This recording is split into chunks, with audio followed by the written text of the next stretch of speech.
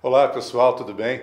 Eu fui convidado pelo meu amigo de Sunday Rides de passeio de moto, Edson Silva, que é um super dentista, tem uma clínica maravilhosa aqui no Parque das Nações, para fazer um podcast. Eu nem sabia que ele tinha esse podcast colocando no ar sempre convidados interessantes, fiquei feliz dele ter me convidado.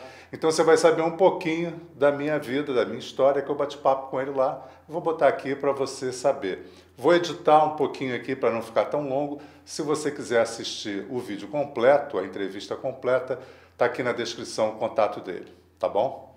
Um abraço. Bom, pessoal, começando mais um podcast. Sim. Então, olá a todos, meus convidados do dia. Primeiro, minha parceira de podcast também aqui, que é a Camila Olá, Magutti. gente. E hoje o Jair do Moto SA, que é um amigo também de ride. A gente é do BMW Moto Ride agora também, faz parte. E o Jair é do meio da publicidade, do marketing, tudo, tem bastante história para contar. A gente quer ouvir um pouco da história do Jair. Para mim, o Jair é um caso de sucesso. Pelo menos está aposentado, cá em Portugal, só dando um rolezinho com a BMW dele. O que eu falava é que antes eu tentava ganhar dinheiro para andar de moto. Agora eu tento andar de moto para ganhar dinheiro. É mais divertido. Não, mas Jair, em resumo, então, Jair, por favor, se apresenta então, só para quem não te conhece, para a gente... Bom, meu nome é Jair Henrique Reis, eu trabalho sempre, meu último emprego foi em 1986, eu trabalhava no mercado financeiro, aí resolvi abrir uma produtora de áudio, comecei a trabalhar gravando disco, tive uma gravadora principalmente focada em música instrumental brasileira, a gente gravou assim os melhores músicos brasileiros, de 86 até 90, 91 mais ou menos. Na época tinha a Globo FM, que era uma rádio que... Então você conheceu todos esses artistas? Gravei próximos, todos gravaram todos com esses ela. caras, assim, todos. Inclusive o meu estúdio era na São Clemente, em Botafogo, 84, o primeiro Rock in Rio. Todos os artistas ensaiaram lá, porque era um estúdio grande, era o único estúdio grande que não era de uma gravadora, então era o que estava disponível na época. Então todos os artistas gravaram lá. E tinha curiosidades, às vezes, que os holds eram muito melhores do que as bandas. Quando o hold entrava e montava o estúdio e ensaiava, passava o som para os artistas chegarem, a gente preferia ver os holds. Eles tocavam muito mais do que os artistas. E aí eu comecei como músico mesmo, produzir o disco, produzir Celso Blues Boy, Tony Costa, Beto Saroldi, vários artistas brasileiros. E eu era compositor também. E comecei a tentar ser artista. Mas era muito difícil, porque você tinha que... Na época tinha o Jazz Mania no Rio, né? Jazz Mania, People, Mistura Fina, que eram as casas de show, que abriam para os artistas conhecidos nos fins de semana e para os que estavam começando segunda, terça-feira. Então você tinha que convidar os amigos. Era uma coisa muito sacrificante, porque você tinha que ficar chamando os outros para ir lá te ver. O couvert artístico ficava boa parte com a casa, você ganhava muito pouco. E aí eu comecei a fazer jingle. E a diferença de ganho era absurda. Aí eu falei, não, eu vou para a publicidade, que é muito mais fácil e dá muito mais dinheiro. E coincidiu dessa época que começaram a aparecer os samplers. Mas essa época, assim, isso foi... 90. Jingle. Mas isso no Brasil já era bem popular, esses jingles, Não, mas não tinha muita gente ainda. Não tinha gente muito boa. O Zé Rodrigues, que era do Sá Rodrigues e Guarabira, os principais jingles, ele fazia muito jingle, muito bom. Tinham outros famosos na época assim que eram muito bons. Eu não estava entrando no mercado. O que facilitou para eu entrar no mercado foi a época que começou a aparecer os primeiros samplers, né? Que você conseguia samplear o som e com muita qualidade de violino, de contrabaixo, de bateria. E eu comecei a fazer os shows nesses lugares pequenos e para ganhar mais e para me adequar ao lugar, eu convidava um músico e fazia tudo no computador, sampleava tudo. Né? Bateria, baixo, violino, orquestra, naipe de metais. Então o cara ouvia o som de uma big band, mas só tinha uma pessoa tocando duas. E aí os músicos, brincando comigo, falaram que era Diet Music, porque na época que começou a aparecer os produtos Diet também, assim, sem açúcar, sem não sei o quê, e eles brincando comigo, falavam assim, sem bateria, sem violino, e com o mesmo som. E em vez de eu pegar isso como, fiquei ofendido, eu falei, não, isso é um super marketing. E o nome da minha banda era Diet Music. Calma. Então, era eu sozinho, sem ninguém. Eu fiz Jô Soares, Milkshake, todos esses programas, por essa curiosidade de ser, o que é Diet Music? Por que só um? Então, alguns programas mais polêmicos, aquele Canal Livre, Sem Censura, esses programas que tinham muitos entrevistadores, ele falou assim, mas você está tirando o emprego dos músicos quando você faz isso. Essa nova tecnologia vai desempregar os músicos. Eu falei, olha, não vai desempregar os músicos porque eu não tinha nenhum músico empregado. Vai me dar um emprego, né? Eu não tinha como fazer do jeito que eu queria, porque eu não tinha como botar uma banda, nem botar uma banda do tamanho que eu queria dentro de um espaço muito pequeno. Então, na realidade, eu abri um canal novo. E você falar que um fotógrafo desemprega um pintor é o mesmo paralelo. E aí eu vim com essa história que eu repito até hoje. Não adianta você dar uma caneta de ouro para alguém que ele não vai escrever um best-seller. Não é o equipamento. É o conteúdo, né? É como que tá, você usa o equipamento. É o conteúdo que está dentro de cada ser humano. Pois né? então me perguntam hoje com os meus vídeos de moto, de passeio, o cara vê o vídeo, acha bonito e fala assim, mas qual é a câmera que você usa? Eu falei, qualquer uma, celular, GoPro, a que tiver na mão.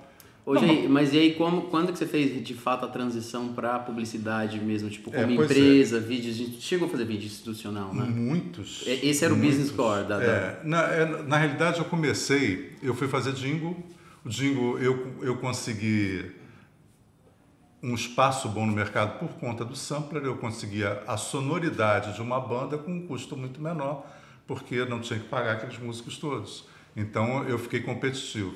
Então, só com as lojas americanas, eu fiquei 14 anos, todas as músicas, todos os jingles, até a assinatura digital, lojas americanas, foi feito pela gente.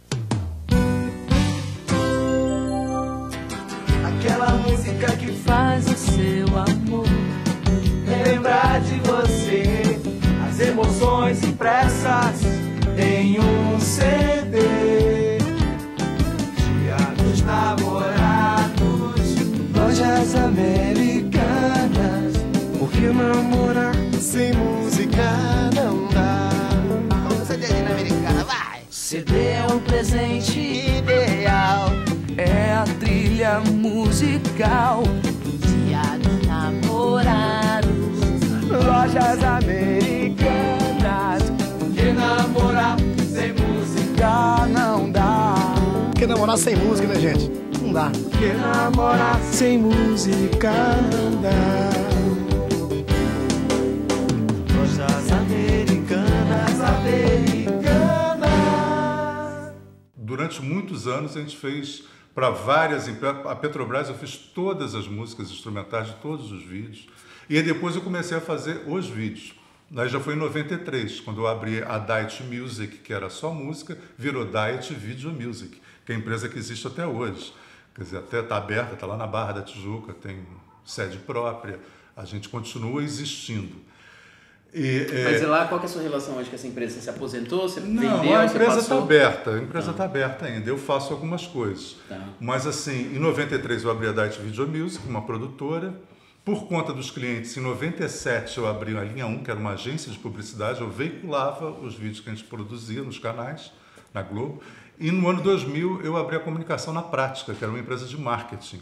Então, os clientes me levaram a isso. Né? O cara produzia, mas eu sentia que a produção não ia funcionar na hora de veicular. E a estratégia de marketing estava toda errada. Então a gente começou a pegar do início. O que você quer fazer? A gente bolava uma estratégia, produzia um conteúdo e veiculava. Aí começou a funcionar muito bem, os clientes teve muito retorno e a gente teve muito clientes. Na época que a Telespera, uma marca registrada nossa, esse negócio você ouve quando você liga para o telefone, a sua ligação é muito importante. Quem inventou isso foi a gente em 93. Era uma marca registrada, Telespera. A gente chegou a ter 7.000 e tantos contratos de Telespera com todas as empresas. Foi uma coisa que ajudou a crescer. Depois o mercado, como sempre, entra para competir e a estratégia do cara que não é muito criativo vai diminuir o preço.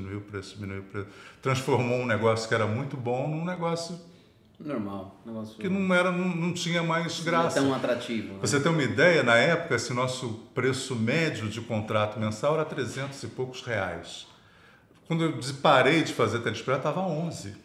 Então o pessoal foi derrubando o preço, ficou uma coisa assim, não dá lucro, não vale a pena mais fazer. Já não... É que deixou de ser um diferencial também, né? Muita gente entendeu o seu processo e repetiu. E aí, assim, a gente fazia, por exemplo, os meus locutores, né? Quando eu comecei, eu era um Jair também tem voz de locutor. Vários, e fala bem, né? Vários comerciais. Até hoje eu falo, aqui a DAT está aberta, porque até hoje muitas empresas ligam e eu gravo o áudio e mando para eles.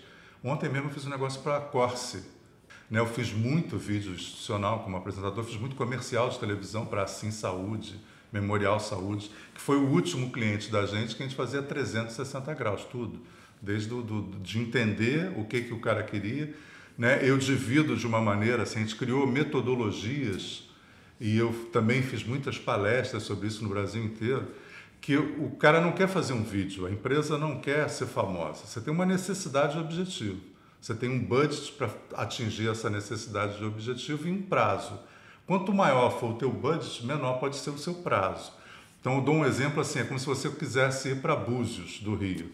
Você pode ir de helicóptero, você vai chegar rápido, vai ser confortável. Você pode ir de iate, numa festa, vai demorar mais, mas vai ser mais agradável. Você pode ir de bicicleta. Você vai chegar em Búzios de qualquer jeito, vai mudar o tempo e o conforto do caminho. Sim. Então, depois que o cliente entende isso e sabe que não está na mão do fornecedor, e sim na mão dele. Né? Você é o veículo, mas quem dirige é ele. Então, a gente fazia esse approach para saber o que você quer, como você quer chegar lá. Pô, legal, hein? Que história bacana também, de vida também. Ô, Jair, e depois... Hoje, por exemplo, como que você vê, por exemplo, publicidade, marketing nos dias de hoje e na época que... Tipo, a época, digo aí, 20, 30 anos, quando você começou tudo mudou muito. Por exemplo, na época que eu comecei, a gravadora era uma coisa importantíssima. Você chegar numa gravadora de disco era o máximo. Sem uma gravadora, nada acontecia. A gravadora comandava a vida dos artistas. Hoje a gravadora não tem a menor importância. Que é a mesma coisa da própria televisão. A televisão está no caminho da gravadora. A televisão vai acabar perder importância, porque para que eu vou esperar um determinado horário para ver o programa que eu quero? Sim, eu vou na internet ver o programa, eu quero na hora que eu quero, e não na hora que eles disponibilizam o programa. Eu não vou ver através do viés ideológico dele, eu vou ter o meu próprio viés ideológico. Principalmente o que eles querem passar. Você vai assistir o que você quer assistir. Eu não preciso que ele me traduza a informação. Eu tenho condição de buscar as informações e eu mesmo traduzir. Só que hoje, assim, a gente tem informação, a gente tem uma coisa que é muito boa, que é a questão de... Se começar algo é muito fácil, né? Se começar. Agora, se conseguir, por exemplo, o sucesso e se manter em algo é muito mais difícil, porque hoje a concorrência, de uma forma geral, ela muda muito rápido, então ela é muito rápida, né? As coisas mudam muito rápido e hoje está muito acessível para todos. Tanto está acessível para o crítico, como está acessível para o cara que vai ser seguidor ou admirador, enfim. Então, como que, por exemplo, você vê isso assim nos dias de hoje, se tipo, para quem está começando, essa dificuldade? Eu não vejo como uma dificuldade, eu acho que facilitou. Você acha que facilitou? Mesmo assim, você acha que facilitou? Muito, porque fica fácil fazer comparação. Antigamente era mais difícil. Você pode ter um super equipamento, uma super estrutura, mas você não tem o principal, que é o conteúdo. Né? O conteúdo, a história, é sempre muito mais importante do que como a forma que a história está sendo contada. Né? Quando você tem uma super produção por trás de uma boa história, você tem um sucesso garantido. Quando você tem uma boa história sem uma produção, mesmo assim você pode ter sucesso. Agora, uma super produção sem uma boa história... Esquece. Ou seja, dando um exemplo, por exemplo, se fosse um músico, hoje se ele realmente for bom, ele se produzir, se lançar no YouTube e nas redes sociais, hoje ele tem muito mais chance, por exemplo, de ter sucesso do que ele teria, por exemplo... Não, hoje ele tem chance de criar o nicho dele, o mercado dele. Ter sucesso também é uma coisa relativa. Não, é bem relativo, é bem relativo. Ser Anitta. Sucesso não, ficar famoso, acho que essa é a palavra. Né? E também ficar famoso para quem? E É o fazendo retorno o quê? que ele espera financeiro, de repente, Tá. ou o retorno que ele Você espera quer ver de uma mídia. coisa? Quando eu vim para cá, que eu me aposentei, por que eu me aposentei? Bom, sou motociclista há 52 anos. Há 52 anos eu ando de moto todo dia quase. Então, no Brasil ficou, no Rio principalmente, em São Paulo, que eram os lugares que eu ia mais, ficou impossível você andar de moto, principalmente na moto que eu tinha, que era uma BMW GS. Passou a ser a queridinha do pessoal que gosta dos bens alheios. Então, eu já deixava de ir. Eu falava, vou para aquele lugar, vou passar na linha vermelha. Não, é melhor não ir. Vou não sei aonde, vou ter que parar a moto na rua, é melhor não ir. Eu parei de andar de moto. E coincidiu, eu já tinha viajado o mundo inteiro, e Portugal ainda não tinha vindo. Aquele negócio, um certo preconceito que o brasileiro tinha com Portugal. Hoje que hoje não tem mais. Assim, Portugal, não, Portugal, depois vou para a Itália, vou para a Europa, vou para Portugal. Né? E quando eu vim para Portugal... Tava ali no quintal, muito acessível. Tá muito fácil, né? E quando eu vim para Portugal, é o que eu falo até hoje, Portugal é o melhor lugar do mundo para você ser motociclista.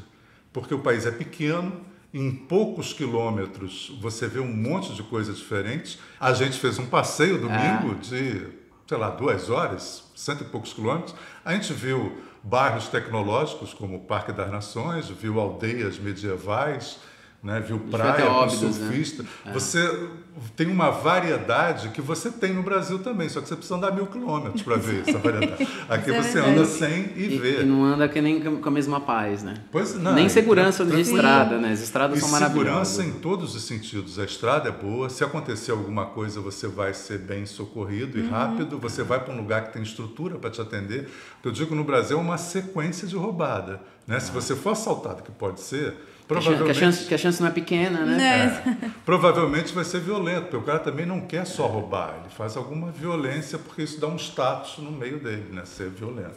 Aí você vai demorar para ser atendido, aí você vai para um hospital que talvez não tenha estrutura para te atender, você precisa. Então você entra numa sequência de roubadas que não adianta.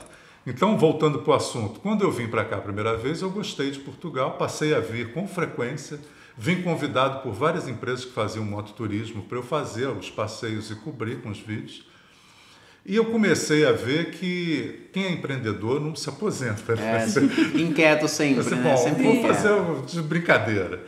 E aí, de brincadeira, eu fiz o Moto SA. Que era então, o Moto SA começou cá. Começou então... aqui. Antes, o canal já existia, mas assim, eu fui presidente do BMW Rio Motoclube e vice do BMW Motorrad Brasil, que é o clube oficial que tem no mundo inteiro. Eu fui no Brasil.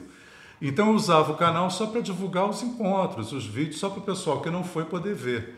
Não tinha nenhuma intenção disso virar uma coisa comercial. Quando eu vim para cá e comecei a fazer isso, eu vi que era um segmento muito carente de visão de usuário. Porque todos os vídeos de motociclismo, que é uma crítica que eu faço há muito tempo, ele passa o motociclismo como se fosse uma coisa para semi-profissional. Você tem que fazer um curso, você tem que saber levantar a moto do chão, você tem que saber pular. Não, você não tem que saber nada disso. Quando você compra um carro, você não aprende a descapotar ele, se ele capotar. Quer dizer, você entra e pilota, né? Então, você senta e pilota, aprende as coisas de segurança e se diverte com o motociclismo. Né? Motociclismo como uma coisa que vai te dar prazer. E não como uma coisa que vai te transformar num piloto. Você não precisa. Se você quiser quiser fazer uma aventura, atravessar o deserto, é legal que você faça isso. Mas para sair passear como a gente faz, só precisa botar gasolina e ser ajuizado. E você vai se divertir. Então, comecei a fazer um canal com esse viés. Então, os testes de moto que eu faço, o nome é teste de usuário para usuário. Não tem nada técnico, eu não fico falando quantos milímetros tem o disco.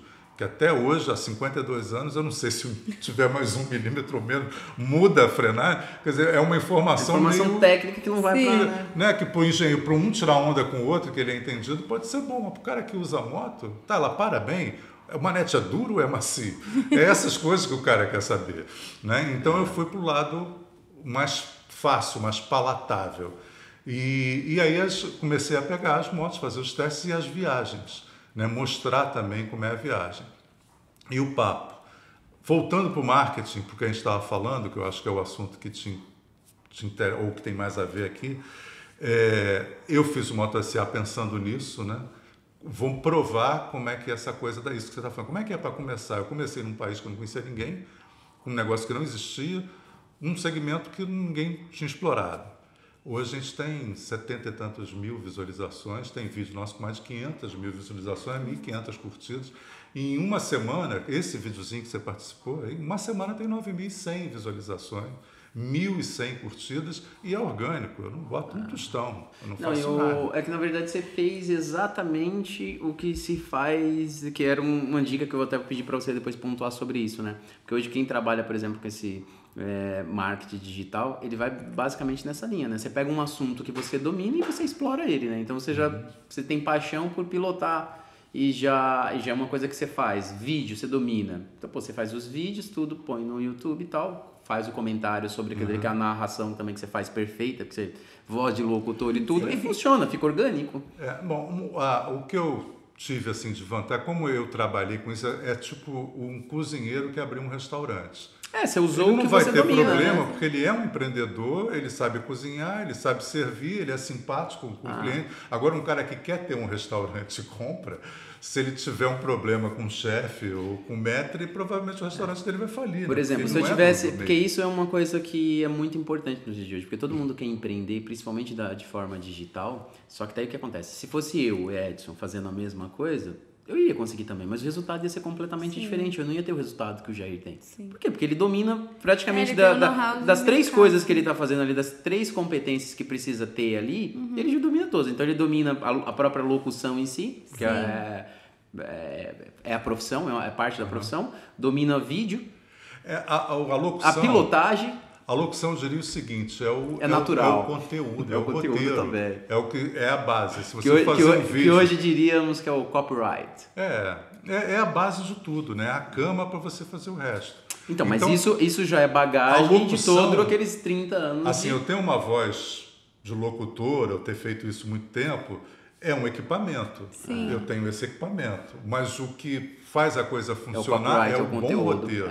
Né? Como eu vou contar essa história de uma maneira que eu vá prender a atenção da pessoa. Outra coisa interessante. Mas isso também não é uma qualidade que você já tinha, que você já aplicava, por exemplo? Que dá para desenvolver. Dá para desenvolver, mas você já desenvolveu, por exemplo, no longo dos 20, 30 anos. O que eu fiz com todas as empresas que eu atendi, com todos os empresários que eu atendi durante esses anos todos, e todos com sucesso, é isso que eu gosto de falar assim, faz com quem já fez, não faz com quem diz. Né?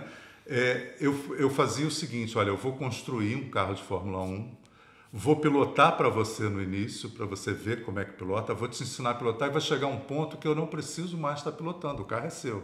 Você vai saber tocar ele sozinho. Então foi isso que eu fiz com todas as empresas. Todas as empresas que eu atendi hoje mantêm os mesmos canais ativos, funcionando com o mesmo arcabouço que eu montei, só que agora eles tocam sozinho e vão fazendo adaptações. Alguns vão ajustando cada vez melhor, eu fico orgulhoso, e outros vão estragando o trabalho. Pô, estava tão bom. Começou a inventar. Faz parte do ser humano, né? Mas basicamente é isso. Quando eu quis fazer o canal aqui, sair do zero, uma coisa totalmente desconhecida, um brasileiro falando... Isso tem quantos anos já? 2, 3? Aqui tem mais um pouco, deve ter aqui eu estou há 4 anos, então tem 4 anos que eu comecei a fazer o Moto SA pensando em ser um canal não comercial, porque eu perdi um pouco essa... E aí você manteve vídeo semanal? Vídeo semanal. Às vezes não. Qual é a estratégia? Né? Porque isso que eu digo, todo mundo tem que ter um bom conteúdo e uma boa estratégia. Depois compra a câmera e o microfone. Geralmente a pessoa quer fazer o contrário. Qual é a câmera? Não, deixa a câmera para lá. O que você vai fazer? Depois a gente pega a câmera. Então, qual é a minha estratégia no Moto SA? Teste de moto. Quanto mais popular, mais visualização eu vou ter. Mais gente vai entrar. Não por causa do Jair, eles estão atrás daquele modelo. Daquele modelo de moto. Então essa vai ter muita gente. Você fez recente com a Ducati, com a Harley? Essas já não dão... Se eu quiser ter muito view, eu vou fazer com uma 125. Com um scooter. Aí eu vou ter 1 milhão de views. Se eu botar uma menina bonita na garupa com short, aumenta mais. Se eu andar com uma roda só, explode. Então, também tem isso. Você aumenta muito a sua visualização, mas você empobrece muito o seu público. É isso que você quer? Ter muita gente vendo ou você quer ter segmento bem segmentado, que te interessa, né? Vendo? Quer dizer, então o que eu comecei a fazer? Bom, eu só faço teste com as motos mais sofisticadas de cada marca. Eu nunca fiz com uma moto mediana, sempre com moto sofisticada. Fiz uma vez para testar essa minha essa minha teoria, eu peguei a NMAX e a PCX, a Honda e a Yamaha, duas scooterzinhas 125. Pô, num dia tinha 60 mil visualizações e 1000 caras brigando um com o outro. A Yamaha, não, a Honda é melhor, esse cara é vendido para a Yamaha, não, esse cara é vendido para a Honda, ele é o Jojo. Então, assim, não adianta você tentar falar para o flamenguista que o Vasco é melhor, que o Vasco é melhor do que o Flamengo, não adianta. Você não vai convencer. Ou o que está acontecendo hoje, essa polarização de direita e esquerda. Não adianta você falar. O cara não quer ouvir argumento. Ele quer falar o que ele acha, né? Então eu falei, bom, esse público não me interessa, porque o cara que vai vir vai ser grosseiro, vai começar a ficar um ambiente desagradável no canal, porque é um xingando o outro. No meu canal, se você ler os comentários, o mais interessante que eu acho, que o mais me deixa feliz e orgulhoso é ver o nível dos comentários. As pessoas não ficam falando que um cara é bobo porque escolheu uma marca, ou que não sabe andar, ou que... Todo mundo se respeita, né? O motociclista é mais importante do que a motocicleta. Ô Jair, um canal desse, quanto tempo mais ou menos de horas trabalhadas você tem nele por semana? Assim, edição, comentário, responder? Um videozinho de 10 minutos, 8 minutos, 7 minutos, eu levo às vezes 3, 4 dias fazendo. E depois eu comento o vídeo que já tem 2 anos publicado até hoje. Chega comentário e eu respondo todos os comentários. Eu mesmo respondo todos os comentários. Você acha que dá uma média de preencher assim horas, dia, só com trabalho, que é 3, 4 horas dia? Por aí, talvez? Por aí, talvez. Nunca tive que calcular, mas deve ser por aí. Diria que é isso, né? Então, o que eu estava falando da estratégia... Não, é só para quem está do outro lado, que às vezes a pessoa pensa, pô, beleza, vou montar um canal disso. A pessoa precisa entender... Eu, por exemplo, para mim, fica mais fácil porque eu tenho 3 pessoas que me ajudam, entendeu? Então, tem um Nelson que faz edição e tal, e publica, tem as meninas que faz ali tradução, e se precisa, se eu quero colocar em inglês e tal, e eu não tenho esse tempo, por exemplo, porque o meu business é outro, né? O canal, por exemplo, que eu tenho, o canal, Instagram, todas essas coisas que eu tenho, por exemplo, na empresa, é uma maneira de você estar com um pé, por exemplo, na realidade de hoje, que é o digital, né? Mas não é a minha realidade. Isso. Eu acho que você tem que criar também uma estratégia para você, né? Como qualquer empresa tem que criar. Então, o exemplo que eu ia dar do MotoSL é o seguinte: eu tenho três programas ou 3 blocos de programa. Um é o teste, que atrai muita gente com pouco engajamento. O cara não quer saber quem é o Jair. Ele quer ver a performance da moto. Mas como vem muita gente, esse primeiro ponto do funil faz com que o cara fale assim, pô, esse cara fala legal, gostei desse jeito. Aí ele vai ver outro vídeo. Aí ele sai do usuário e começa a virar seguidor. Aí tem um vídeo das viagens, que eu já estou dando a minha experiência, qual é o hotel, qual foi a estrada, foi legal. Você já está entregando informação. Aí o cara já tem um engajamento maior e uma quantidade muito menor. Eu já fiz essa média pelas métricas de YouTube, Facebook e Instagram. Então você tem 30 mil, 40 mil pessoas em média assistindo e um engajamento de, sei lá, 5%, 6%, 7%. Que eu acho que já é acima da média, porque o engajamento é para ser, geralmente é 2, 3, né? Você vê o tempo médio de retenção, o YouTube vem de 6 segundos de propaganda. O meu tempo médio de retenção é 4 minutos e 19. Então é muito acima de qualquer um. Quando eu vou para o bate-papo, que são vídeos mais longos, de 14, 15 minutos, aí o engajamento é total, né? Aumenta muito o engajamento, vai para 70%, 80%, e o cara assiste o vídeo inteiro, comenta o finalzinho do vídeo. E eu geralmente faço isso, eu boto vários tópicos no meio no vídeo para ver no comentário aonde o cara comentou, quer dizer, ele assistiu o vídeo inteiro, ele foi até o final, ele viu o que eu estava falando no final. Então você tem uma coisa para atrair muito público, mas sabe que vai ter pouco engajamento. É isso, se eu quiser ter muito view, amanhã eu vou chamar a menina mais bonita, vou andar com uma roda só aqui no Parque das Nações, vou ter muita gente vendo. É o gatilho, né, que mental, que para cada um é diferente, né? Então, com as empresas ou com os palestrantes, a gente criava estratégias parecidas, né? Você tem que ter um bom repertório, esse repertório vai atrair pessoas que nem sabem quem você é, mas que estão interessadas no seu repertório. Do repertório, o cara vai começar a gostar da tua interpretação e depois ele vai virar seu fã e vai querer saber que roupa que ele veste, que é o que acontece hoje. Todo dia eu recebo uma mensagem de alguém, Jair, o que você acha? Eu compro uma Ducati ou eu compro uma Triumph? Eu gosto de fazer isso. O que você acha que é melhor para mim? Aí eu toco uma GS, mas eu acho que não sei o quê. O que você acha que é melhor? Ele está interessado na sua opinião. Então ele quer saber o que a credibilidade chegou num ponto muito alto e eu consegui segmentar. Quer dizer, o cara vai fazer uma viagem, quando ele faz uma dessas viagens que a gente sugere, né? E eu não sou organizador de viagem, eu geralmente contrato as empresas, quem tem o aluguel de moto melhor, mais barata, com a moto melhor, quem faz o melhor serviço de hotelaria. Então a gente junta essas coisas, vira uma consultoria para o cara ser bem atendido na expectativa que ele tem. Às vezes ele quer gastar pouco, então uma 750 vai resolver ali para um passeio, né? Já dá para acompanhar, né? Então pensa sempre nisso para quem vai começar. Primeiro tem que ter um conteúdo bom. Esquece qual é a câmera, conteúdo, um bom roteiro. Como é que eu vou contar essa história para ela ser interessante? Vou ter que começar com uma coisa que atraia muita gente. Depois eu vou começar a fazer com que esse cara goste de mim, e aí a minha interpretação é importante. E no final eu vou ter cliente, eu vou transformar o fã em um cliente, o cara que vai consumir algum produto. Genial. E assim, eu gosto muito do Neymar, gostava muito de driblar daquele jeito, mas não vou conseguir nunca. Também tem que ter essa... Tem que ter consciência que cada um consegue fazer. Tem uma hora que é bom, isso eu não consigo fazer. Agora, uma coisa, eu percebi assim recentemente, por exemplo, que o storytelling tá bem alta, né? Que é o que você tá falando. Além do roteiro, a maneira que conta.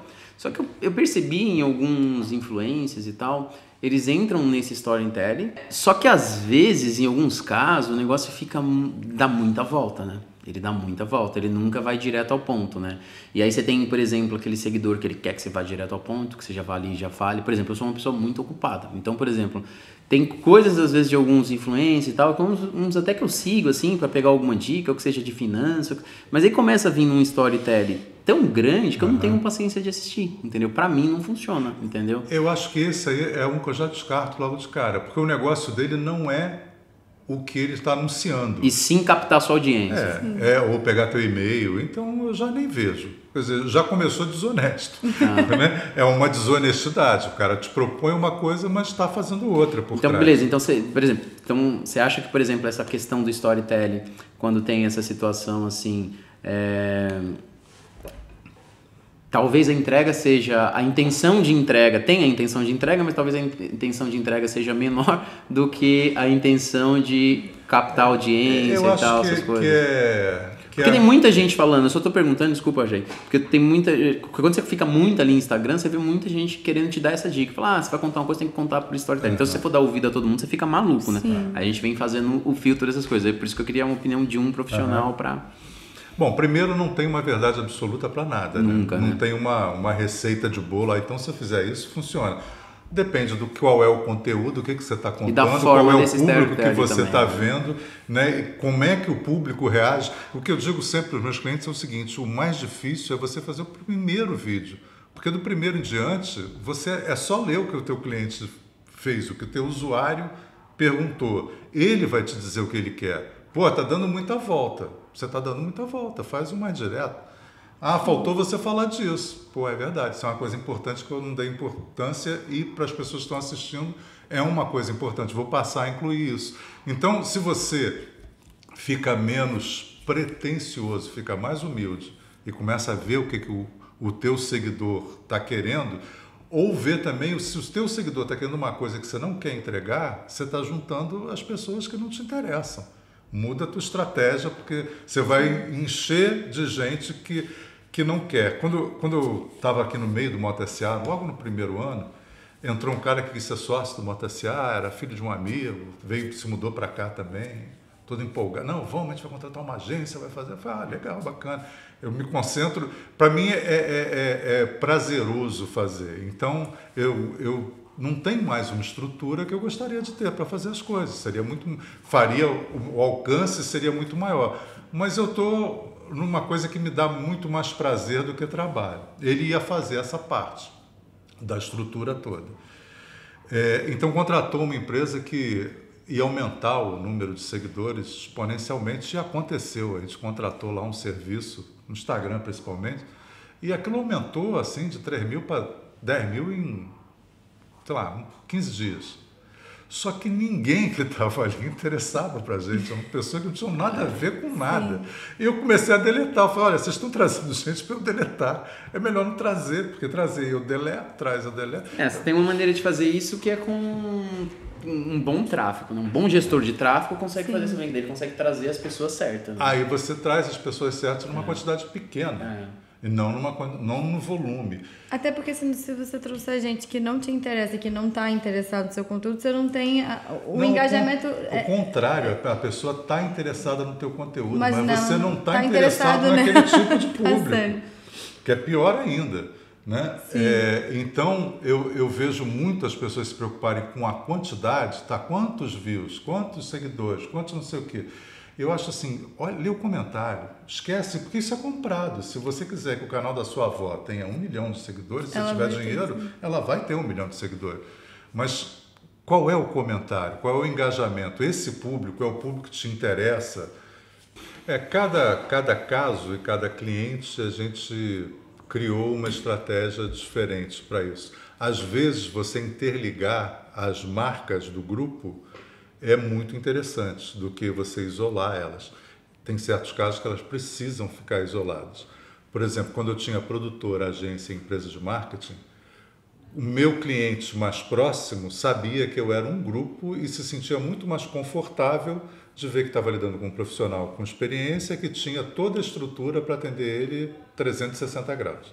Né? Mas, por exemplo, se uma agência que era minha cliente soubesse que eu também era uma agência, ele já me evitava. Mais ou menos a mesma coisa que eu tenho aqui, por isso que algumas coisas são isoladas. Entendeu? Todo o trabalho que eu fiz para grandes empresas de estratégia, eu dava o exemplo de academia de ginástica. Não adianta você ir para a academia hoje e achar que semana que vem você está com a barriga tanquinho e está forte.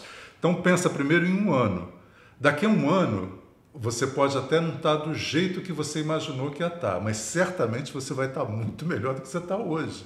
Então a gente vai começar a desenvolver, e aí o que eu fazia era o seguinte, era falar com todos os funcionários, falar com os principais clientes. Então, primeiro a gente fazia um bom diagnóstico, para depois começar a fazer... Geralmente as pessoas começam de trás para frente. Vou fazer um vídeo, e o que aconteceu? Não sei o quê.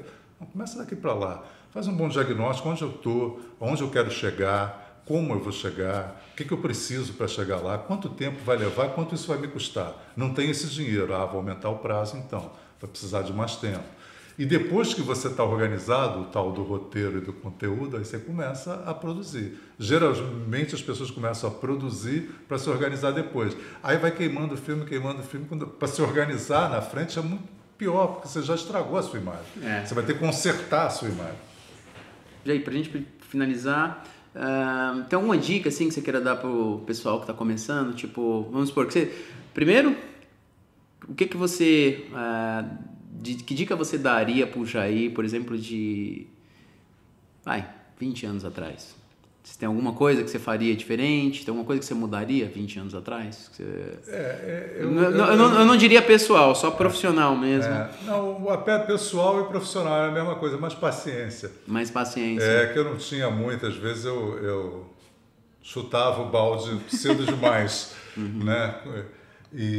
Então é resiliência. Resiliência e paciência. Paciência. Porque às vezes vem muita coisa chata e desagradável que se você esperar um pouquinho o tempo resolve. Não, e muitos, né, precisa do tempo, né, precisa até um pouco mais de experiência, um pouco mais de maturidade. Mas também tem a ver um pouco com a idade, com o ímpeto na hora que você quer fazer. E você sabe que vai dispensar aquilo, vai atropelar e vai fazer outra coisa. Não, então, mas é exatamente isso, que daí alguns acabam não entendendo, por exemplo, que é uma fase, né? E aí aquela fase vai passar, e depois que aquela fase vai passar, as coisas vão normalizar, vão se acalmar, você vai conseguir ver a coisa mais clara. Então, se você não se posiciona, às vezes, no momento, não é uma verdade absoluta, né? Tem coisa que realmente, se você demorar para se posicionar, vai dar ruim também, né? Mas muitas coisas, isso, faz muito sentido. E dica, assim, que se fosse, por exemplo, para alguém que quer começar um negócio, por exemplo, seja qualquer segmento, o que você faria? A primeira dica e a mais difícil é você ver o que você tem talento. Tem muita coisa que a gente gostaria de fazer, a gente não tem talento para fazer. Certo. Né? Então, ter essa autocrítica, eu gosto disso, acho legal, mas vou ver os outros fazendo porque eu gosto. Não vou fazer. Né? Depois, se você descobre que você realmente tem talento, quando você fala sobre aquele assunto, as pessoas te dão ouvido, gostam de ver, você tem talento para aquilo, organiza o seu conteúdo, organiza a sua estratégia e produz depois, né? Não começa a casa pelo telhado, começa pelo alicerce, né? E daí você acha que vai melhor, flui melhor? Não tem erro. Aí é aquele negócio, quanto mais eu trabalho, mais sorte eu dou, né? É aquele negócio. Mas realmente concordo 100% contigo, né? Se você você começar pelo que você tem rentabilizar talento de uma ali, aí você vai... Organizar bem, principalmente bem. isso, né? O mais importante é o conteúdo, não é o equipamento, a quantidade de views, essas coisas vêm com o tempo. E aí você vai se aprimorando tecnicamente junto com o teu crescimento. Aqui a gente fez basicamente a mesma coisa, mas a gente começamos tudo aí faz aí, acho que uns 3 ou 4 meses, né? A gente começou podcast e tal, tudo. Então a gente ainda estamos se achando, vamos começar, a gente vai estruturando cada vez melhor. Só que assim, de novo, né? Não é o meu business, né? Meu business, o que eu faço mesmo é dentária, né? Eu sou médico e o que eu fiz empresário. Esses 30 anos é exatamente isso, é pegar uma empresa que quer ter um canal de relacionamento, de comunicação bom com o seu público, né? Mais do que clientes com a sua tribo, e a gente organiza essas estratégias, conteúdos para a coisa funcionar bem, e depois de um tempo ela anda sozinha. Boa. Bom, o podcast de hoje está ficando por aqui. Foi excelente a conversa com o Jair, do Moto SA. Acompanha lá o canal dele, tem vídeos excelentes sobre moto, lifestyle e tudo. A gente ficou num assunto de publicidade, que é a área do Jair, da Camila também, a área dela é um assunto que eu sou apaixonado. E o Jair deu dicas preciosas, então é só vocês acompanhar no Spotify, YouTube e no Insta também algumas pílulazinhas. Isso. Jair, alguma coisa para finalizar? Não, foi um prazer. Quando vocês precisarem, estou à disposição. Vamos precisar sim, que foi bem gostoso, né, Camila? Foi a conversa, ótimo, né? foi ótimo. Pessoal, abraço a todos e até a próxima. Gente, até semana que vem. próxima. Valeu, obrigado. Bom, espero que vocês tenham gostado. Em breve, a gente volta com mais um vídeo no Moto SA. Até lá.